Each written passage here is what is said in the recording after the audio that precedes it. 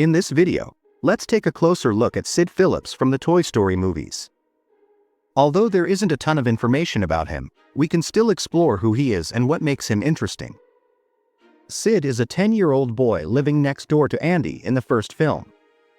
He's known for his love of destruction and chaos, enjoying nothing more than tearing apart toys and seeing what makes them tick.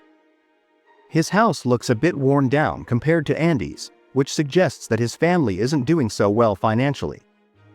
He has a dog named Scud, and he's a bull terrier with a pretty tough look.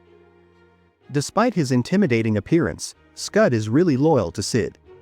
He often joins Sid in his wild and destructive activities, especially when it comes to messing with toys. Sit, good boy. Hey, I got something for you, boy. Ready, set, now!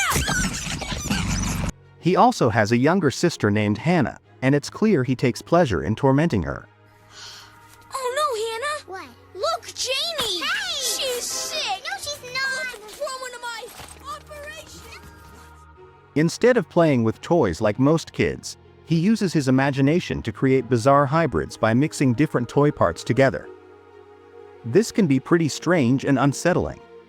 Now, while Sid may come across as creepy or even evil to the toys, it's important to remember that he isn't really bad.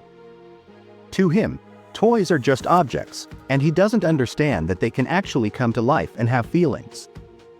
His actions come more from a lack of understanding rather than any kind of malicious intent. When we talk about his parents, it's clear that they aren't the best role models. His father is portrayed as an alcoholic, often lounging on the couch, passed out and surrounded by empty beer cans. This scene paints a pretty bleak picture of Sid's home life, suggesting that he's growing up in a neglectful and possibly abusive environment. The lack of parental supervision likely plays a big role in Sid's sadistic behavior towards toys and contributes to his aggressive personality.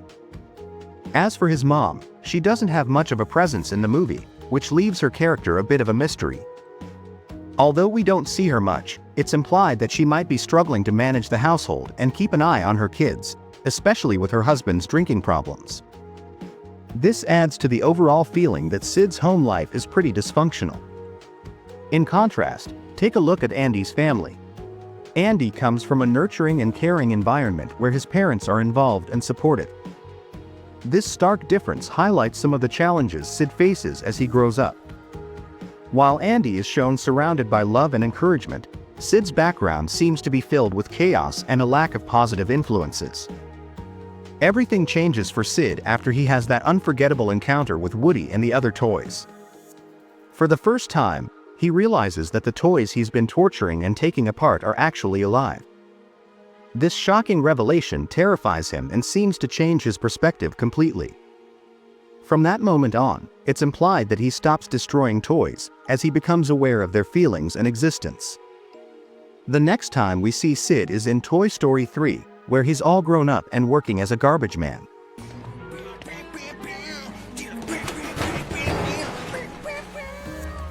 It's pretty easy to recognize him, especially thanks to the skull t-shirt he wears, a shirt he used to sport frequently when he was a kid. It's fascinating to see that he still holds onto that same style from his childhood, which suggests that while he may have matured, some parts of his identity remain rooted in who he was back then.